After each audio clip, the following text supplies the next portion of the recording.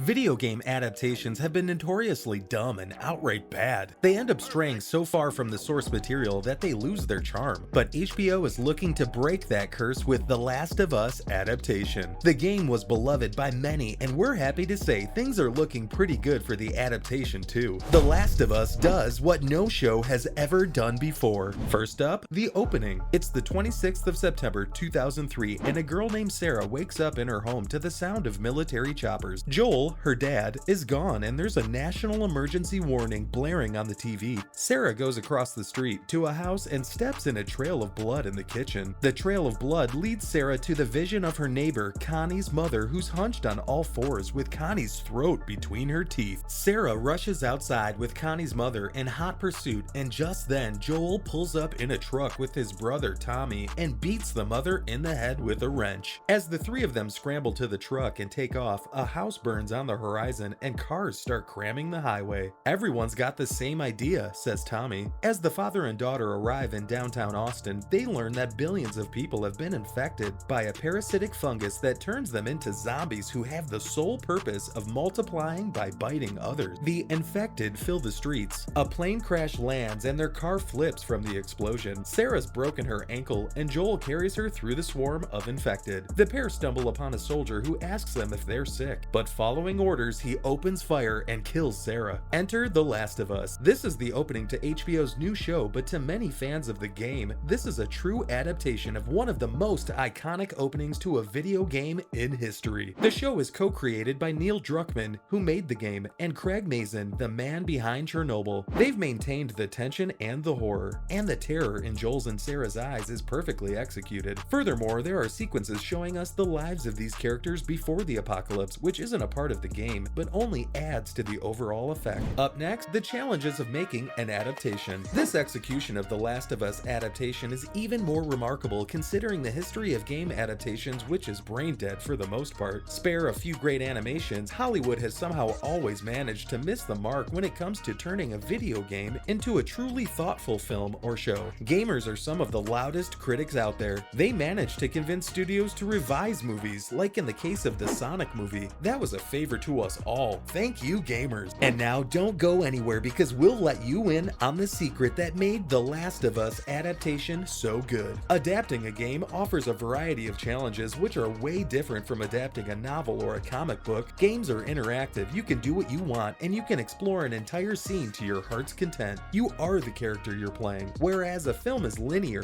Druckmann says he's seen people shout out things that suggest that the player is the embodiment of the character when they play his games. Things like, I'm going to die, they're coming to get me. He went on to say that you don't say all of that when you're watching a show, you're a bystander. And then there's things that cinematic linear storytelling can do that games can't. Video game characters are just there to do a certain thing, or to complete tasks. On the other hand, characters in movies are driven by dreams, fears, bonds, and conflict. Most adaptations try to fill the gap between the video game world and adaptations and fail at doing so, sometimes quite miserably. Anyone remember Resident Evil? But HBO's The Last of Us may have finally broken free of that miserable curse. Up next, The Perfect Match. Many years ago, Druckmann tried to make a movie adaptation with Sam Raimi. Mazin, who had been looking to adapt something, told Sony to come back to him when The Last of Us comes up because he knew the movie wouldn't happen since it would have to be too long. And he was right. Druckmann and Mazin were introduced to each other by Shannon Woodward, who plays Dina in The Last of Us Part 2. And boy, were they the perfect match. Druckmann loved Chernobyl, and Mazin was a hardcore fan of the game. At 44 years of age, Druckmann is the more reserved of the two, while Mazin, who is 51, is energetic. The two of them obsessed over how to avoid the video game adaptation curse. While writing the script, they laid out some rules for themselves, like dumping the gameplay and turning the action into drama. This meant that a lot of the parts which shone because of their interactive quality had to be put to rest. The bit where Joel is carrying Sarah is a lot shorter than it was in the game, and the killing is obviously reduced considering there's hordes after hordes of zombies in the game. Druckmann says that the show doesn't need to do that because those sequences in the game were rendered to make the player grow accustomed to the mechanics, and so the show takes its time setting the slow burning dread. We see Sarah and Joel celebrating his birthday on the day the pandemic breaks out. Sarah makes breakfast for her dad and goes to school, where a classmate of hers twitches ominously. Sometime later, she goes over to the neighbors with some cookies, and behind Sarah's back, Connie's mother screams in silence as the fungus takes control. control of her body. All of these moments could have been cutscenes in the game, but would that really have worked? Druckmann realizes that people want to get into the game as soon as possible and just want to kill stuff, so the buildup is left out. And now, an environmental fable. The game's more derivative aspects were helped fleshed out by turning action into drama. Before Joel and Sarah flee their home, there's a shot of a talk show featuring two epidemiologists. One of them warns of a flu-like virus that will put humanity at great risk. Coronavirus? The other scoffs and says that the real threat will come from a fungus like cordyceps, which controls its victims by overloading the brain with hallucinogens and turning them into puppets. Mason thinks that the zombie is about mortality. He says that the underlying threat is that you don't want to be too successful on Earth. He goes on to say that we must regulate ourselves before something comes and regulates us against our will. There's also a pretty good attempt to explore some of the traditional tropes of an apocalyptic setting, like the downward spiral into Hobbesian sadism. In the show, Bill is ready to ring in the apocalypse. For those of you who don't remember, he's the guy who took control of a town and littered it with harebrained traps. God, they were annoying. Bill captures a wandering survivor in his trap in the show, and the pair begin a love story. As they rebuild the town, Bill soon discovers that he was just living a meaningless life waiting for the end of the world. Maven promises an exploration of the lunatics and the sadistic gangs and religious fanatics later into the show. Mason and Druckmann want to explore why these people deceive, rob, and murder innocent travelers. Mason says that he and Druckmann decided to understand them instead of stealing their humanity, as that cheapens the impact of their sin. But by a long margin, the show offered a chance to build the game's strongest narrative, which is the relationship of Joel and Ellie. There's a point where Joel refers to Ellie as not family, just Hargo. But it's exactly the shift from the latter to the former that is the pivot point of the game and the show.